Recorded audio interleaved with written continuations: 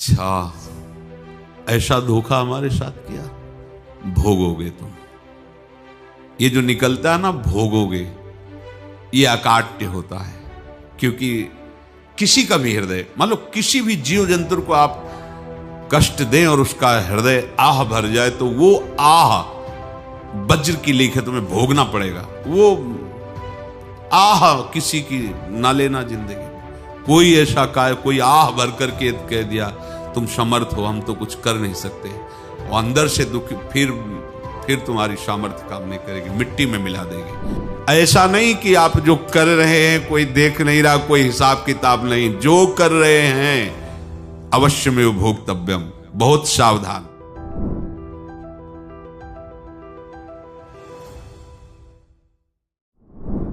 जीव स्वयं नित्य निरंतर कर्मों के जाल को रच रहा है और अपने आप को बांध रहा है। आपको मुक्त होना है, बंधना नहीं है। जीव का जन्म कर्मों के अनुबंध से होता है, कर्मों के बंधन से होता है, और उसको अपना ऋण चुकाना होता है। कर्मानुबंध ये बहुत सूक्ष्म विषय है।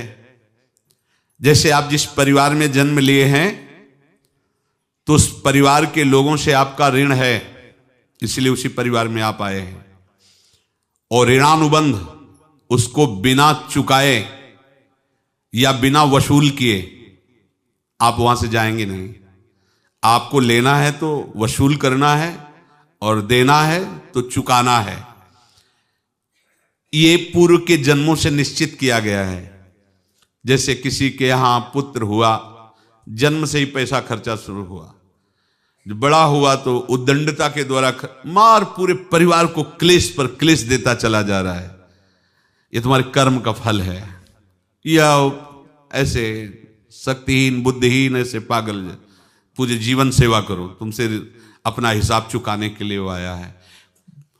अब परिवार के जो सदस्य जुड़े आके, मतलब पत्नी आते ही पूरी हृदय में आनंद, परिवार में आनंद, और जीवन भर वो आनंद ही सुख देने के लिए उसका जन्म हुआ। वो अपना ऋणानुबंध मुक्त, और आते ही भयंकर क्लेश खड़ा कर दिया, बीच में दीवाल और झगड़ा वैसा, फिर अतरे दिन मारपीट शुरू, कलह अशांति, पूरा जीवन नरक हिसाब करने आए।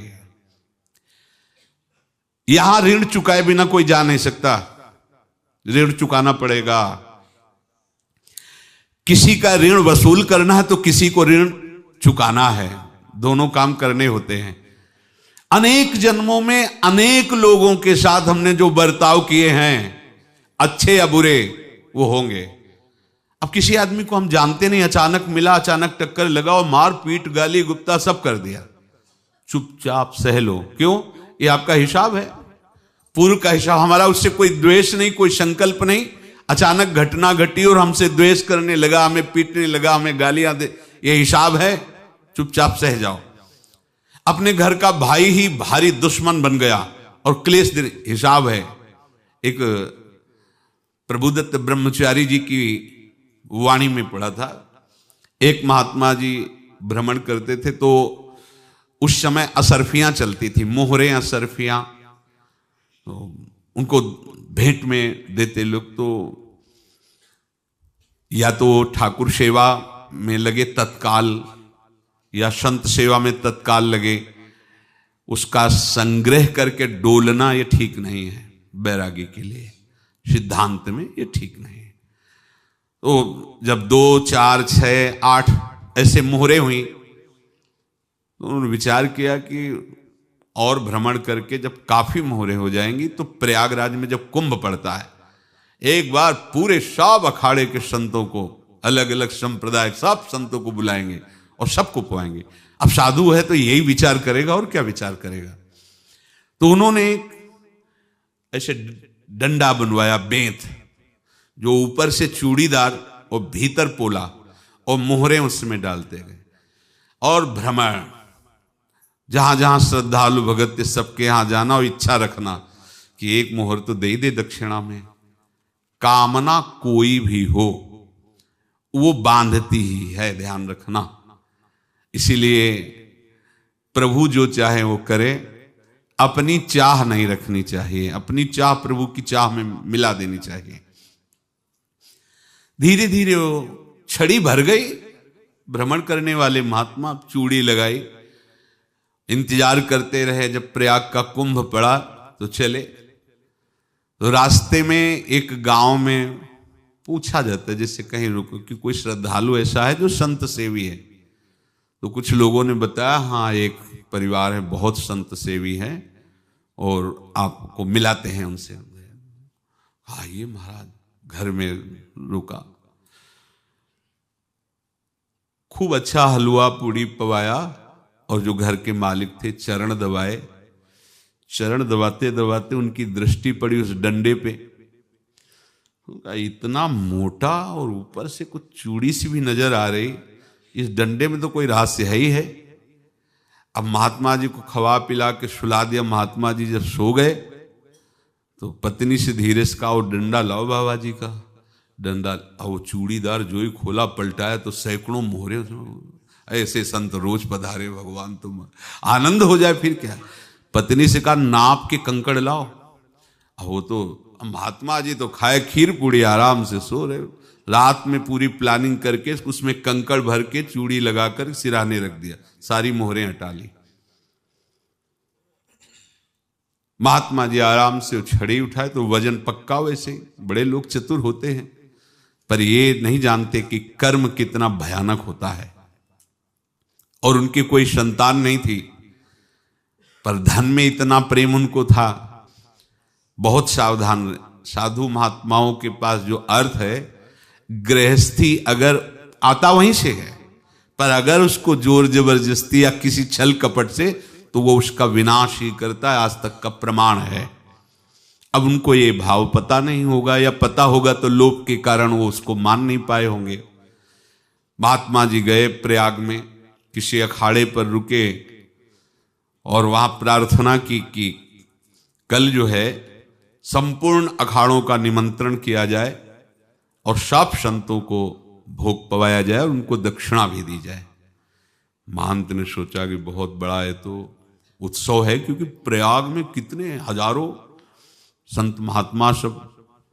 तो उनका महाराज बोरों इसमें चीनी और टीनों घी लगेगा, सब व्यवस्था। बोले आप मंगाइए, एक एक हिसाब हम करेंगे, हमारे पास सब व्यवस्था है। बोले कुछ तो पहले दे दो, इकट्ठे देंगे हम। उनको था कि अगर हम छड़ी खोला और दो चार मोहरे दी, किसी को पता लग गया तो गड़बड़ हो सकती। बोले हम भंडारे के समय आखिरी में सब कुछ आपको दे देंगे। ठीक है। वो अपने पास से पैसे लगाकर खूब जितना सामग्री सब लाए, लाखों की, और सब संतों को निमंत्रण कर दिया।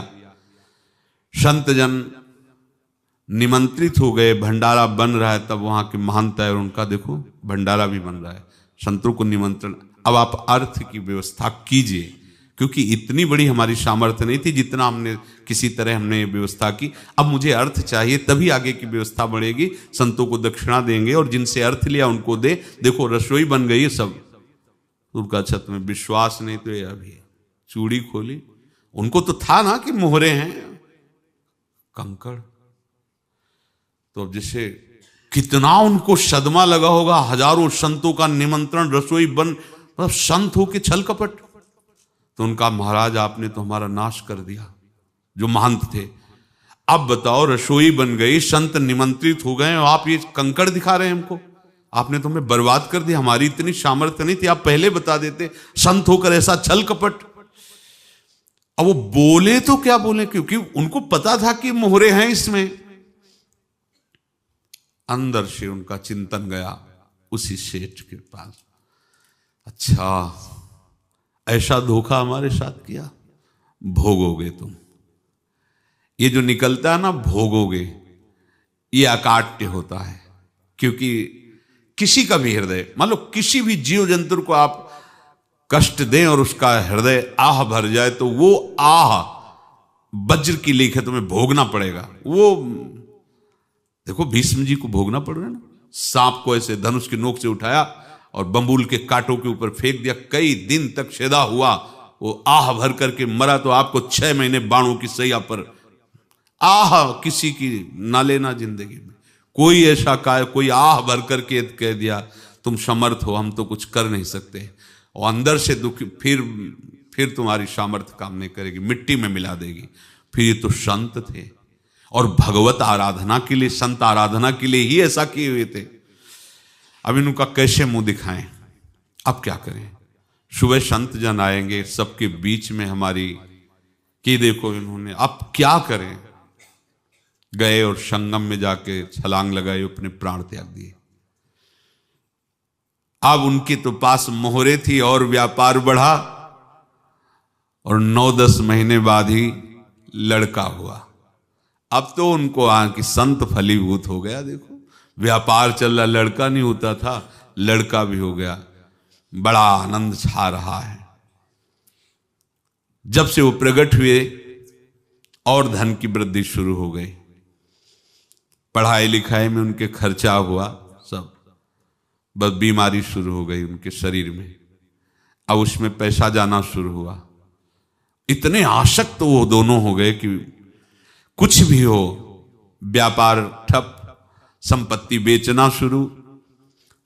तो उन्होंने कहा कि बेटा मैं क्या कर सकता हूं तुम्हारे लिए।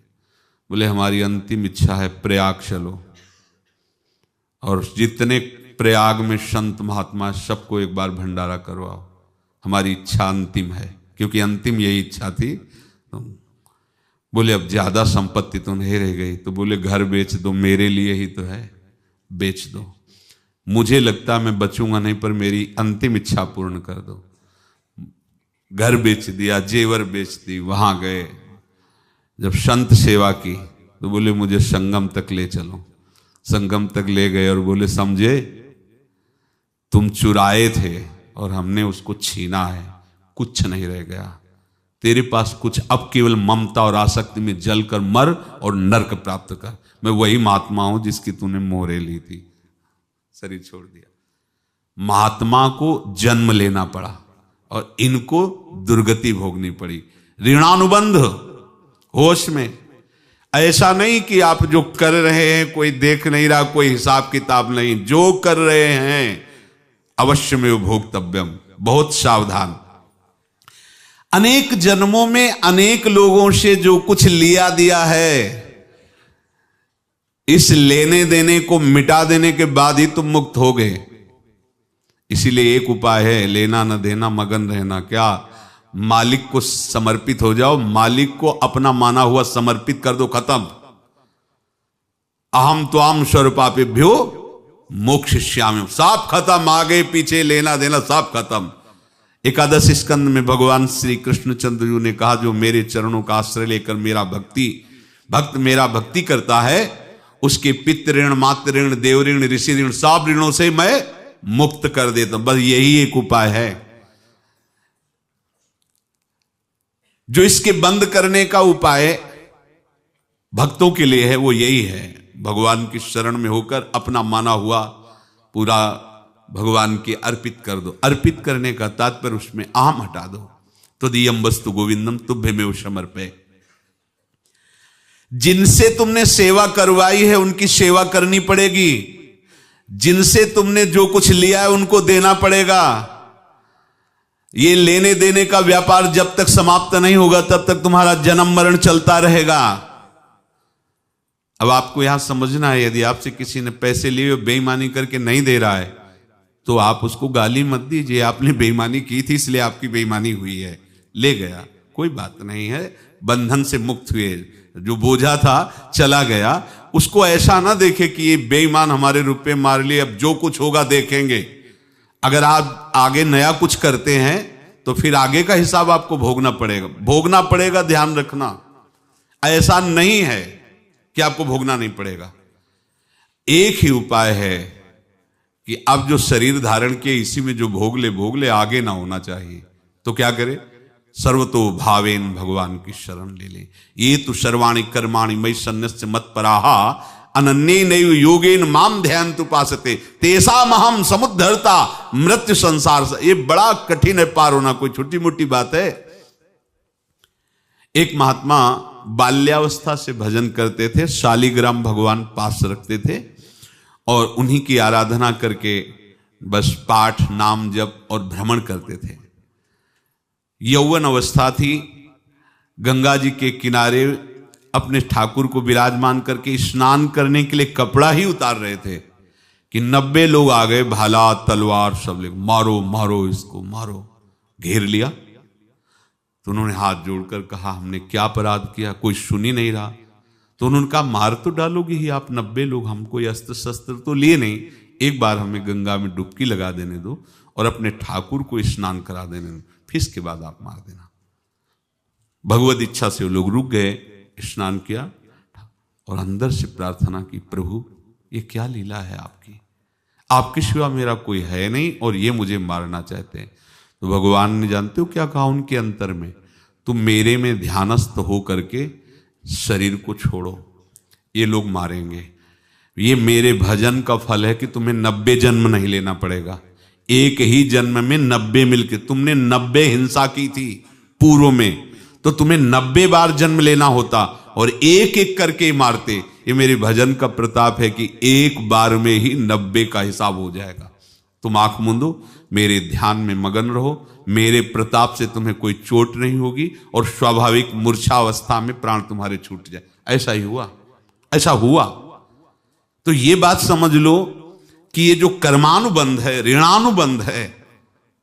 आप देखो, अगर शाप महात्माओं ने दिया कि तुम्हारे वंश का इससे विनाश होगा, तो भगवान भी परम धाम जा रहे तो उसी कील से, बाण की नोक में जो मछली लील गई थी छोटा कण, उसी से की नोक बनाई और उसी नोक को प्रहार किया, भगवान के श्री चरण में वही बाण की नोक लगी और भगवान ने स्वीकार किया ना।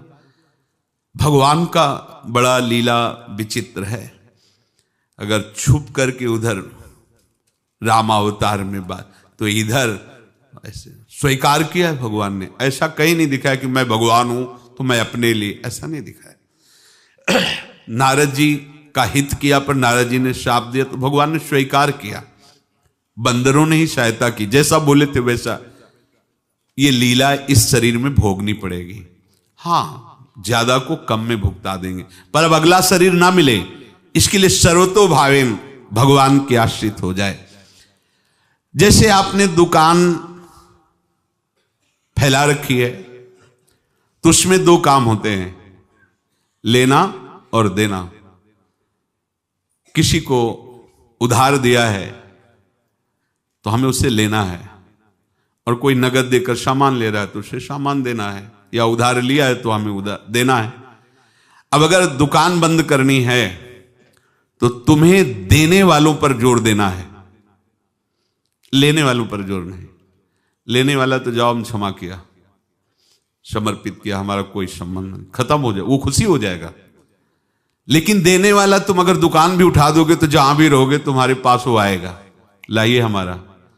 तो देने पर नजर रखिए, जिसका जिसका हिसाब है वो आपके सामने आता जाए, हटाते जाओ। लेने पर नजर मत रखिए और दुकान फौरन उठा दीजिए, नहीं अगर लेते देते रहे तो चलता रहेगा। आगे चलकर कुछ लेना न देना, मगन रहना बस अपने प्रभु के चिंतन में। अब हम कैसे जाने कि किसको क्या देना है, हमें क्या पता? तो हम पूरा हिसाब जिनको पता है उनको दे देते हैं, समझ रहे हो? उनको पता है क्या लेना है क्या देना है, तो इनके पास पहुंच गए, सरकारी हिसाब से सब बराबर कर देंगे। हमको अपनी जिम्मेवारी इनकी चरणों में समर्पित कर देना है, तभी हम जीवन मुक्त होंगे। ये रहस्य की बात है। प्रभु कह रहे हैं, यस्य सर्वे समारंभाः काम संकल्प वर्जिताः ज्ञानाग्नि दग्ध कर्माणं तमाहु पंडितम बुधाः। जिसके संपूर्ण कर्मों के आरंभ संकल्प और कामना से रहित हैं, तथा जिसके संपूर्ण कर्म ज्ञान रूपी अग्नि से जल गए हैं, उसको ज्ञानी जन भी पंडित कहते हैं, बुद्धिमान कहते हैं। पूज्य श्री भाई जी महाराज कह रहे हैं, जैसे वहां ज्ञानाग्नि से दग्ध कह रहे हैं, तो अपने वृंदावन वासियों का प्रेमाग्नि से सब कर्म संस्कार दग्ध होते हैं। जिस समय आपके हृदय में भगवत प्रेम का प्रादुर्भाव होगा तो लेश मात्र कभी तुम्हें दुख नहीं भोगना पड़ेगा। प्रेम का प्रादुर्भाव होते ही दुख का नाश हो जाता है, महासुख। जब प्रेम का प्रादुर्भाव होगा तो समस्त पाप भस्म हो जाते हैं, अशांति नष्ट हो जाती है, संसार ज्वाला स्पर्श भी नहीं कर सकती है। जब भगवत प्रेम का प्रादुर्भाव होता है तो हो सकता है उस उपासक के जीवन में दुखों का पहाड़ टूट पड़े, परिवार खिलाफ, शरीर रोगी, अव्यवस्था, बहुत बहुत कुछ, सब कुछ। कह रहे हैं इतना सब होने पर भी उसके हृदय में कोई भी दुख नहीं होता।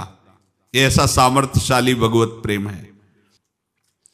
भगवान के चरणारविंद का जिसके हृदय में प्रेम है, भाव